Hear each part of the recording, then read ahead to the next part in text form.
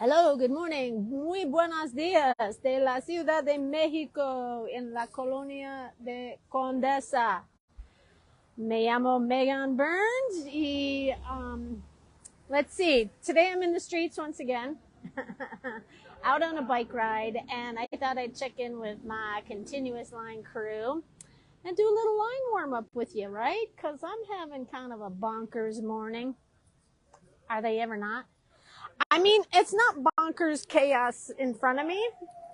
It's actually quite pleasant, but just in my mind, right? I have noise. I have things that I don't have that much weight on my shoulder. He's got a whole like file cabinet, right? So keeping things in perspective, this much of this is manufactured chaos, right? Self-manufactured chaos, which I think it's kind of designed that way. Don't you kind of feel like life is designed that way? We look at social media and you get all angsty, like, oh my god, look at what I'm not doing. Look at where I'm not at enjoying a beautiful latte. Although I am out on the streets having a beautiful latte. I think it's kind of natural, like when any of us look at social media, there's always just this sense of, something we're not doing enough of, something we're not good enough at, something we don't practice hard enough at, like line warm ups, right? Social media is designed to make us all feel bad, right? So, in order to combat that, you have to do things with your hand. You have to do things like tactilely, right? Like you have to do things that connect you with your physical and with the supernatural, right? Well, that's another group, though. It's getting a little warm out here. Let me take off my jaqueta. So, in this day of where lots of things are designed to make us feel bad, right? Social media, movies, the whole deal, all the media stuff is designed to make us feel bad. So, you got to work hard. You got to make an effort. You have to make an effort to detach from that, right? And I'm speaking for myself, and maybe, I know that others have sort of agreed, like, you got to get away from that, like doom scrolling, right? And a great way to do that is to do line warm ups, right?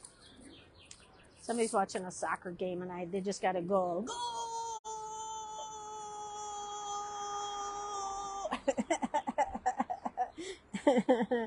Yeah, it's always I like that sound now, right? Like I grew up in America, and so I was used to like football and baseball and stuff like that. But now I like this. I don't like to watch soccer, football, but I do like the sound of it because they're so enthusiastic, right? So, yeah, let me have a little cup of coffee here. What's the date today? Today is Wednesday, May 10th. If you're with me, hello, Janet, get your ballpoint pen and get some paper. Even though, Janet, I know you're going to be in class with me later on today in our continuous line fundamentals. This angle is kind of going, I feel like I'm kind of going down. I'm falling down into the gutter. All right, let me just, without delay, without excuse, let me get started. Because you know why? Whenever I do this, I think about like where I'm at when I start. And by the time I get through to the other side, I've had an opportunity to just sort of calm myself, to center myself, to, just kind of get quiet. Even though I'm chatting with you continuous liners, it is a moment for me to sort of quiet myself. I've just been out on a bike ride. I went to bed like very early yesterday. Like sun was still up. So I had a solid night's sleep, right? And then some. So I got up super early, went out for a bike ride. So I'm a little fired up, right? Fired up. Thinking about reviewing the day, reviewing things that have happened, reviewing things that I've read about, reviewing things that I've heard about. And so to stop in my morning and to do this sort of thing, this sort of activity, this centering motion, it helps me. It makes such a difference, right? Because I don't want to be bonkers. I don't want to be caught up in the anxiety. And honestly, it is so easy to be caught up in the anxiety of the world, right? Because it seems like everywhere you look, there's lots of like uncertainty, right? There's great uncertainty in the world. I mean, honestly, there always has been, right? There's never been, like, I think it's a lot of nostalgia, right? When you think back and oh, how great things were. I mean, I was just talking with someone the other day. I'm really glad about the era that I grew up in, right? Because I feel like my generation is the last one to have grown up without a cell phone, right? Like we didn't have phones when I was a kid. We, rode around on our bikes, and my mom would scream out the window when it was time to come home. It certainly wasn't perfect. I mean, it's in a way, it's like, yeah, that was kind of nice. It was kind of sweet. It was kind of simple, right? No cell phones, none of that angst. I mean, I've seen some young folks, and I think we all have, right? The angst, the social media angst, especially when you're a youngster. I remember my youngster, my dating myself. Well, I'm not going to name names, but she was an 11-year-old gal, and she was buying followers, right? Buying followers at 11. Can you imagine? I wouldn't have been able to do that. I mean, I don't think I would have been very strong. I mean, we're all born in the era that we're born in, right? Shooter drills, like what the kids in America have to go through.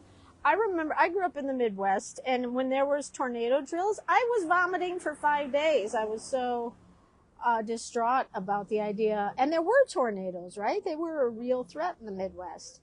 And now all these kids doing these shooter drills where they have to practice getting under their desk and barricading their rooms in and what to do if someone's arm is blown off. I mean, my God. We certainly had our own problems in that era that we grew up in. But I guess the anxiety of knowing what the kids these days have to go through, and just, the temperature of things, right? The temperature is quite elevated on a lot of things, right? So even no matter what your beliefs are, right? No matter what your outlook is, it's just there's a lot of elevated opinions, right? And these elevated opinions. I remember early on in the pandemic, during the thick of the COVID days, I remember reading about, like, just you wait, the whole mental breakdown from the pandemic days and the COVID and the whole thing is going to be tremendous, right? And I think if you just take a look around, you can see that a lot of people, maybe not face to face when you're out there doing your grocery shopping or whatever. Maybe you're not seeing it, but I think generally speaking, there's a feeling of like angst, right? Because of the loss of these past few years, the collective grief. We've all lost our way in many, many, many ways. We may have found new paths, right? I feel like I don't feel like I did. I truly dedicated myself to my drawing. I remember the early days of lockdown and saying to myself, I don't know what this is. I don't know what this means. I don't know how long this is going for, but this is going to be my time to work on my drawing, to become an illustrator, to become a really good drawer. Because it was important to me. It is important to me, right? So I have used pandemic days in all its sadness and all its dark days and all its like loneliness, right? I have been practicing my art, right? So now here we are in 2023. We are allowed to move around the world and do our things, but it's a very different world with a whole different set of stresses now, right? Like, I mean, my God, traveling and just we just have to come to expect that everything could go wrong at any moment, right? And then we'll be stranded somewhere. And, there's just things that, like, it's not really fun. It's fun traveling when you get to the place, right? But the travel itself is a little stressful and expensive, right? Everything has gotten more expensive too. Now, I'm not trying to be here like, oh boy, it was so much better back in the day, right? Like it was, let's go back and make it great again. I'm not talking about that kind of stuff, because that's an illusion and that's not accurate, and that is very inaccurate, right? Because you know, we're at it.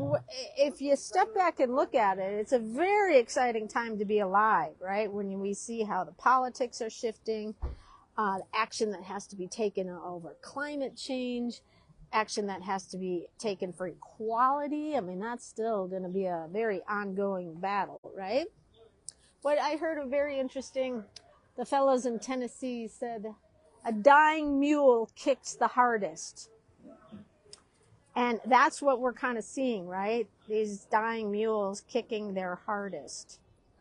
And it's painful, right? Because they hold a lot of power. It may be crumbling, but they still hold a lot of power, right? So it's a stressful environment, right? Looking at the news, I guess. When I look right around what's happening here, this is a good tool, right? Like if you're getting sort of like worked up about what's going on, and I do it, right? I look at the news. I live by myself. I don't even have dogs anymore. I look at the news and I'm like, oh my God, what am I going to do with this, right?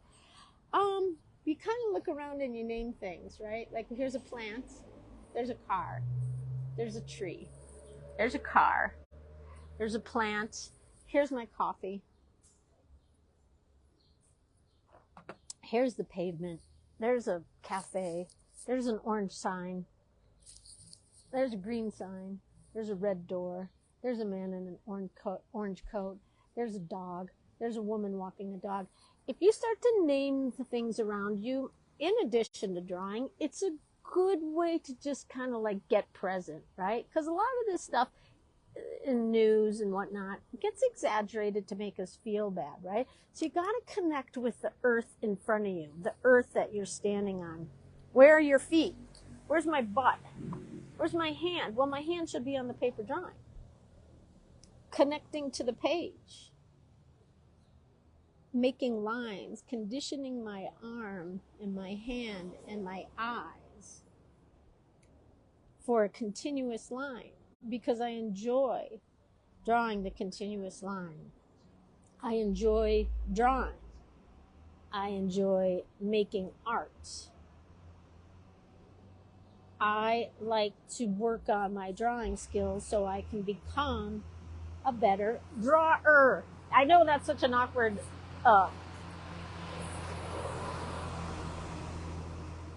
that's such an awkward word, isn't it? Drawer. I'm sure there's a better way of saying that. Line maker, right? Have I weaned myself from saying guys? I kind of feel like I have. My time in San Francisco really made it clear that I can't say guys anymore, right? So I say line makers, which doesn't exactly roll off the tongue, does it? Hey, line maker. I mean, it's not bad, right? Artists, that's okay too, but honestly, so many people have issues about being called an artist. They're like, who, me? Are you talking, you're talking to me? No, you're not. You can't be talking to me because I am not an artist. That would mean I would be selling my art. Oh, you're an artist? How much do you sell your art for? What gallery is it in? Oh, where's your website? Do you deliver? Can you ship? Can you frame? Oh my God, the whole framing thing.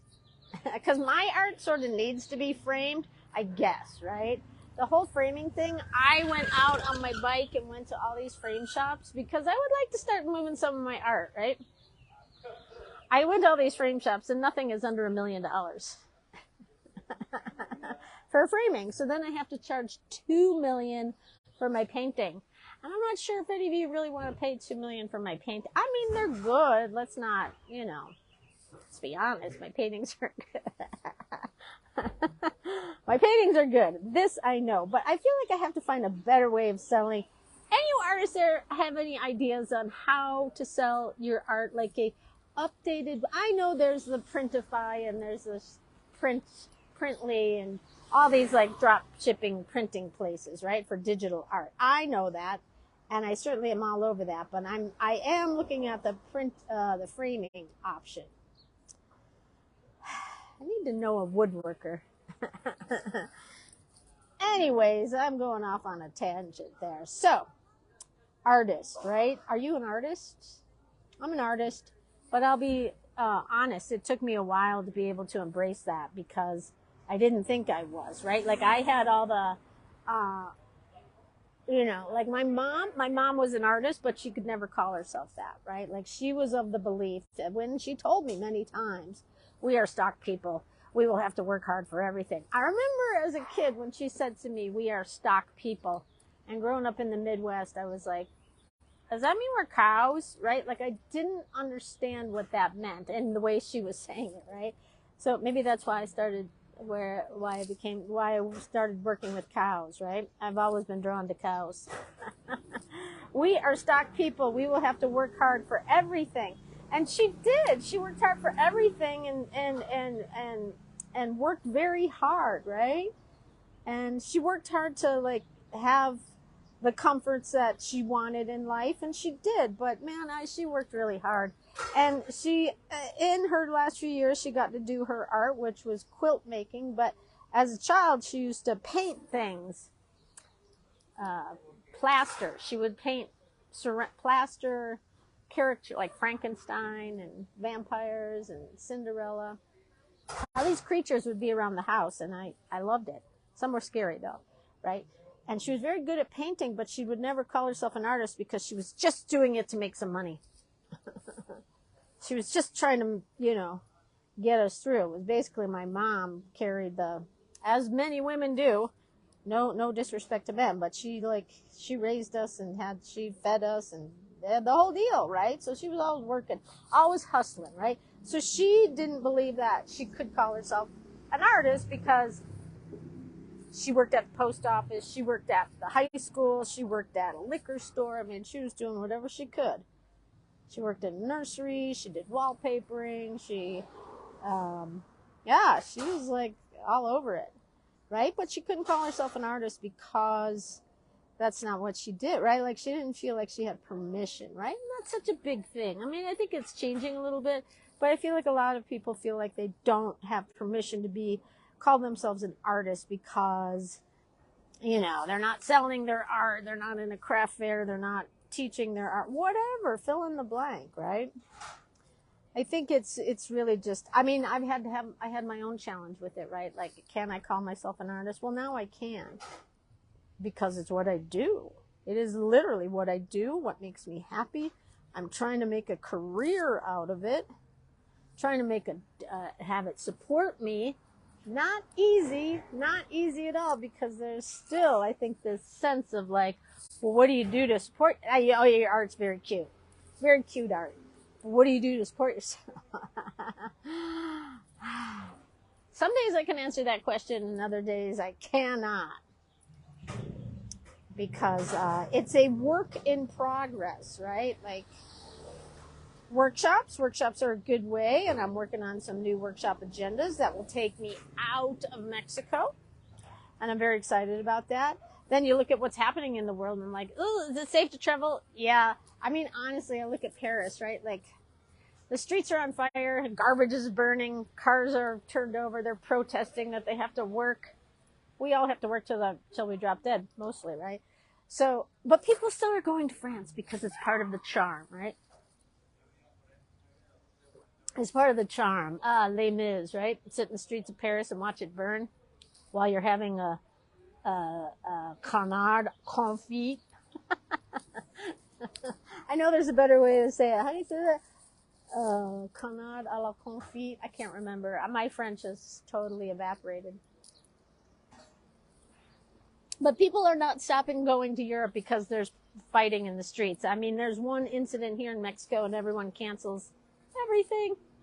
I mean, it is the way it is, right? People have more concerns about Mexico as far as like if something happens, you know, what do you do? And there's ways through that, just like there is almost everywhere else, right? It's not as much of a third world country as a lot of people believe. And this whole narco thing, I think that's like completely exaggerated in the news. I think a lot of people just think I'm living in a constant drug deal here in Mexico City and shootouts at high noon and stuff like that. No, I haven't seen any of that. I haven't seen any of that. Now, I live in kind of the bubble, as they call it, right? Like, the gringos are lucky enough to live in the bubble, right? Where life is quite cute, quite charming, and cafes and dogs and dog parks and lots of trees and Yeah, and not all of Mexico City is like this. Just like any other city, like not all of Paris is burning, has garbage burning, right? um, so anyways, it's a fast changing world, right? And we can, I think we all have to stick our head in the sand at some time because it can just be too much. But at some point, you just got to get out there and live the life you want to live until you don't have that life anymore, right? Like I've gotten super clear on that. It's kind of where I have this sort of like, I got to do this now. I got to do this now before I can't do it, before I'm not able to do it, right? I want to get out there and I want to draw everything and I want to become a better drawer and I want to draw with people and I want to help people lean on that continuous line, right? I'm hearing so many great comments of like how continuous line is helping people solve the problem of drawing, right? Like, no, it's not necessarily a problem solving in your drawing, right? Like, what does that mean? That's a very privileged thing, I guess, right? Like, I tread lightly around these things, right? Because knowing how to draw can really help us be a better person. Some people, right? Being at ease with knowing how to draw is a helpful thing for many people. But a lot of people look at it like, oh, isn't that sweet? She has time to draw all day, right? Like, I know a lot of folks see me as just like I look like I'm on vacation. I'm not. And somebody's paying her way. They aren't. I'm paying my way. I'm trying to work it myself. I'm trying to turn my love of drawing and drawing with others. I'm trying to turn it into a thing that supports me, right? And it's been just like anything else, feast or famine. Well, I don't know, just like anything else, but it hasn't been a sure thing, right? There's ups and downs to it, just like many things right now. And it sort of helps me like curate my way. Oh, this thing doesn't work, so now I'm going to go this way. Oh, it doesn't really work to work with this person, so I'm going to move over here, right? So it's just like anything else. You got to figure your way out through it, right? And so if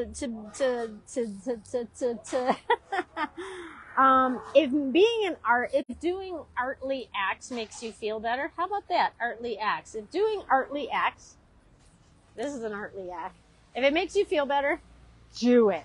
Now, if you have some corporate job that you have to do like 800 hours a week, I mean, I guess there's a time for that. I had to put my time in. I worked some horrendous corporate jobs. I had some good ones too, but I had to work, I think we all have to have some horrible jobs in our life, just like you have to date horrible people, right? You gotta go through the frogs, right? And even in jobs, right? I had some horrendous jobs, but the skills that I learned throughout my career of working in corporate have helped me to be able to be a little bit clear about how to run a business. That doesn't mean I'm always like on it or doing the right thing, but I'm trying, right? I'm trying. And I have the basic skills because I worked so long in poorly lit cubicles with Excel spreadsheets and PowerPoint, Microsoft Word, all that stuff, right? Yeah, so I'm going to go this way. I'm not done. I want to keep going with my lines here because I really want to get the angst out. I really, really, really want to get the angst out and just feel better about going into my fundamentals class. Kind of just take, I don't know why, I was just feeling really like overwhelmed by the news of the day, right? And I don't know. I think it is. I am living here alone in Mexico City, and sometimes it does get a little overwhelming. But I also have tools to help me get through it, right? And I think that's the thing, right? Like you gotta have your tool bag, art tool bag, and like just be able to get yourself out of the hole, right? Whatever hole that is, right? Sadness, fear, all that stuff is loud, right? So a bike ride helps me. I've been doing more yoga and breathing these days. I've been breathing these days, and of course drawing, right? Drawing. Today is Mother's Day here in Mexico. It's always on May 10th, right? Honestly, I think a lot of things are closed today. It is a serious holiday here in Mexico. You don't mess around with the Mexican mother, right? So I think I've heard a lot of things are closed today.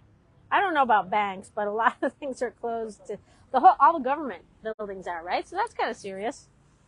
They have to go honor their mother. And in my experience being here in Mexico, which it always seems to fall on the week, is like all the chicken, like the delicious rotisserie chickens, they're all 2 for 1 on Mother's Day. So I've often noticed there's huge lines coming out of like the chicken joints on Mother's Day. And there's lots of roses and flowers on the street. So it's kind of nice. I know it's Mother's Day this Sunday in America, right? If I remember correctly. So yeah, in my Facebook memories, all the photos of my mom, the last photo of me and my mom on Mother's Day, she was like this tall on me. And I'm not tall, I'm 5'2", and my mom like came up to here on me. So I'm like, oh, she's such a little leprechaun. Little tiny little spitfire leprechaun. Little gal, how did she do all that she did? I mean, honestly, she shrank a little bit because she was like more like this when I was back in the day. And then over time, she did really shrink. Not like this. She just kind of went, oh, little leprechaun. I think she was a pixie fairy, honestly. She had lots of, in hindsight, she had lots of magic around her that she didn't know how to access, right? She did in some ways, but just because of the era she grew up in, she never really got, well, she grabbed the bull by the horns in some way, but not so much in her magic, right? So I think about that, right? And I'm the same way in that I have been able to grab the bull by the horns in some ways, but other ways I've just completely flopped, right? Flopped. Not a failure, but I just like, there's some things that I just haven't been able to grasp onto life. And I think that's life, right? You win some, you have some wins and you have some losses, right? Peaks and valleys, peaks and valleys. Alrighty.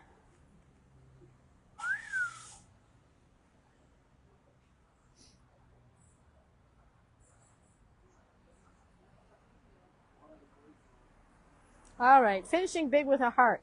As a reminder to go easy on myself, right? I have fear right now. Does anyone else have some fear right now? I have fear right now. So just go easy on myself and know that I'm doing all that I can to do the best that I can, right? Sometimes that means I have to go to bed at 5:30, 6 p.m. like I did yesterday. And